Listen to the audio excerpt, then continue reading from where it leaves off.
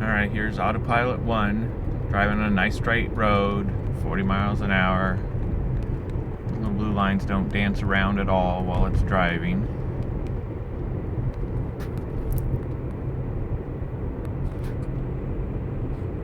It stays between two lines just fine.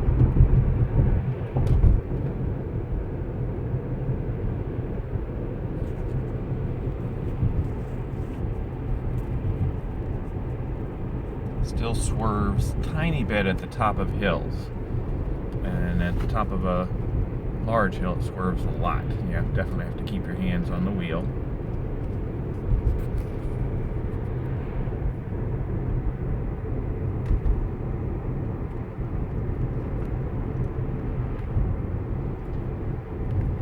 Doesn't stop at red lights, but luckily this one's green.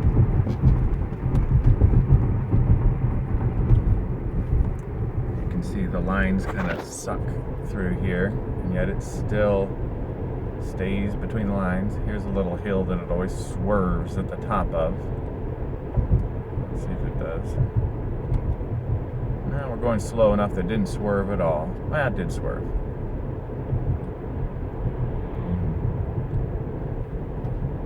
Still swerving a little bit in the lines.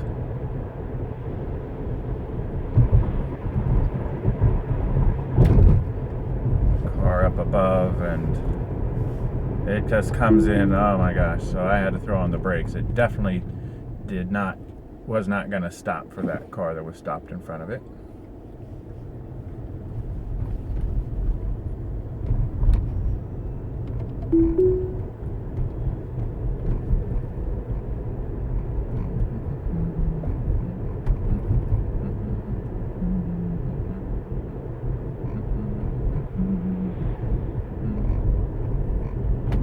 Does a better job following a vehicle that's moving. So the vehicle's turning, so it slowed down and then it kept going.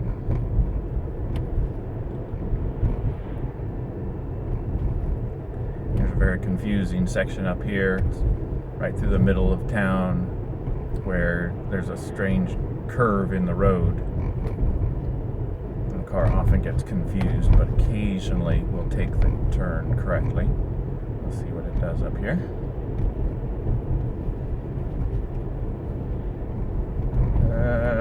Nope, went right off the road. And of course, there's a red light, so I have to do the stopping.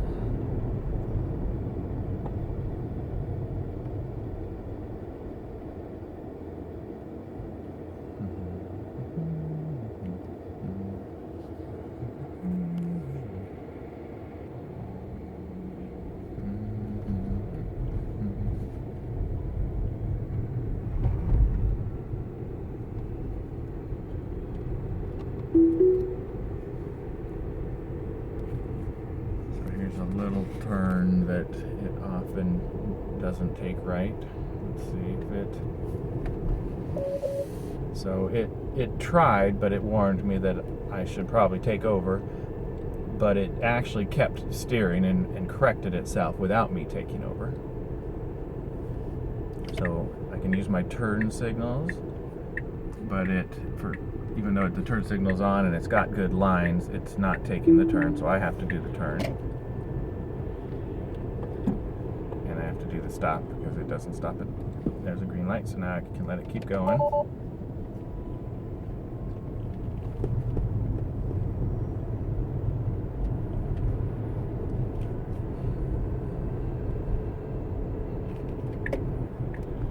So this is a section it can't do. It can't do stop sign, can't do stoplights, can't do 90-degree turns. So I have to do all those.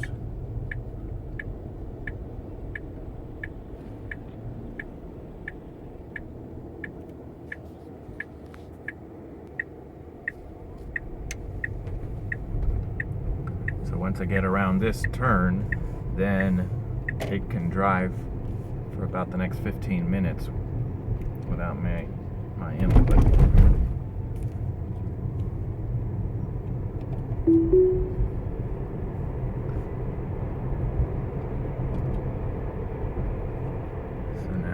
driving.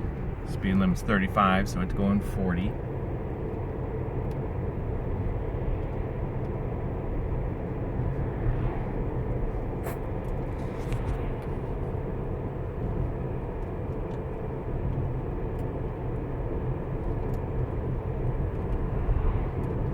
There's another 30-degree turn. Let's see if it'll take it. It took it. Kind of drove on the line a little bit, so if there had been a car a little closer, I would have had to do something different.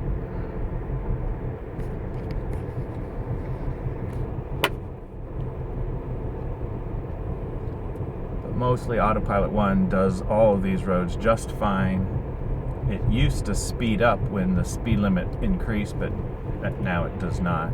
It will drive you along at 35 miles an hour forever until you increase the speed. I had to turn it off because there's a red light and it won't stop at red lights.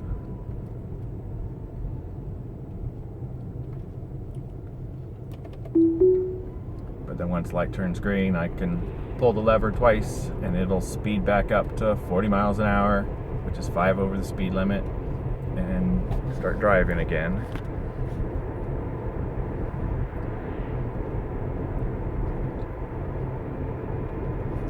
So now the speed limit increased to 40, so it just increased its speed limit to 43, which is strange. Why not to 45? So then I can push up the lever to go to 45. So I have no idea why it went to 43, because I've got it set to go 5 over. And the other interesting thing is, even though the speed limit's 40 and it says it'll only self-drive at 45, but if I push the accelerator pedal, then I can go faster.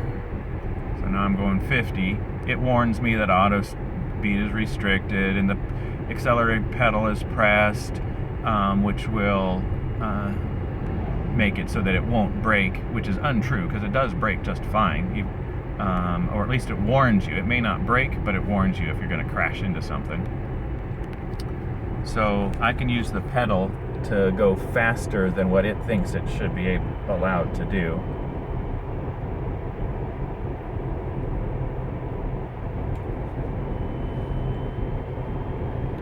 So now the speed limit went up to 50, so now it's going 55. And nice gentle turns. It does great at. It stays between the lines. I'd still keep 2 fingers on the wheel, just so that it doesn't always alarm at me telling me that I'm supposed to hold the wheel. But it does such a good job that a lot of Tesla drivers weren't holding the wheel at all, and that's the reason they were getting so many wrecks. So it's better just to keep 2 fingers on the wheel so you can feel that wheel. You can feel it when the car is gonna swerve somewhere, and it's better for you to take over immediately than to allow it to swerve into a mailbox or swerve into oncoming traffic.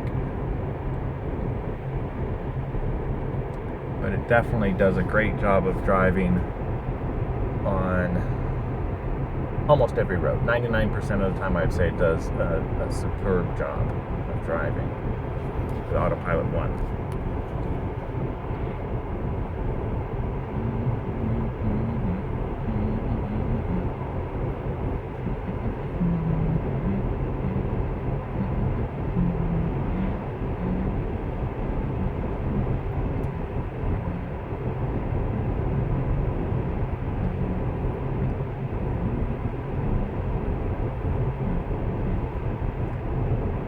These gentle curves in the road it can definitely do. 30 degrees it can do. 45 I would say no. 90 definitely not. But 30-degree turns it can handle no problems. And this is a great road because it's got really good lines. It's really semi-straight all the way.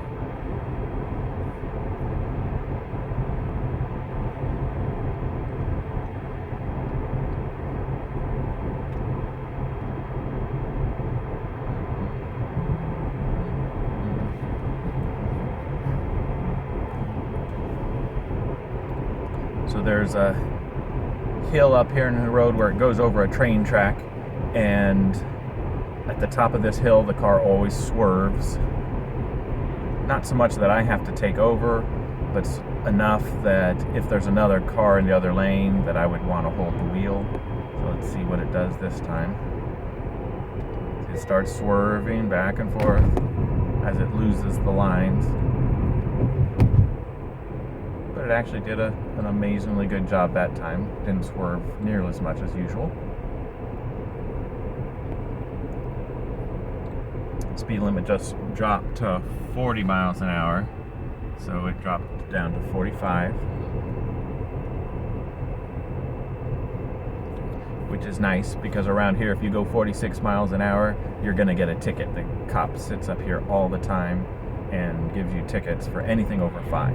So I'm glad that Tesla has that built in because it works out great for me because I no longer get tickets.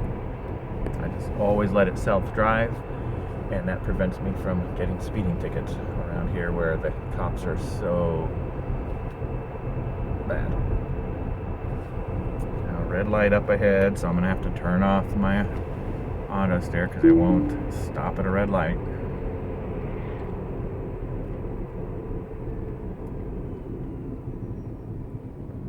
Still great that I don't have to use the brake because the regenerative braking slows me down nicely.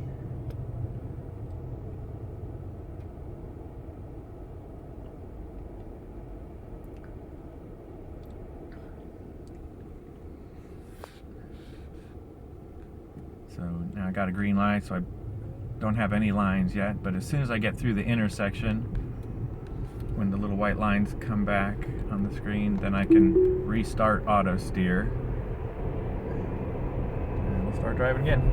So every so often I do have to take over. I can't let this drive me to work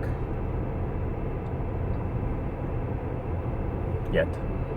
But that's the reason I bought an Autopilot 2 car, is because I watched that video where it drove them around and I assumed that Autopilot 2 was going to drive me to work.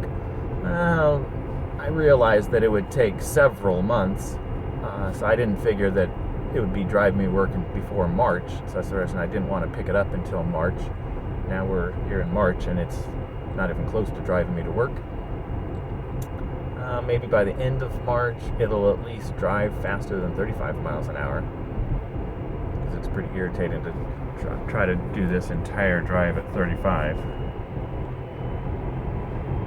when most of my drive is at 55. Not to mention irritating for the cars that drive up behind me wondering why I'm doing 35.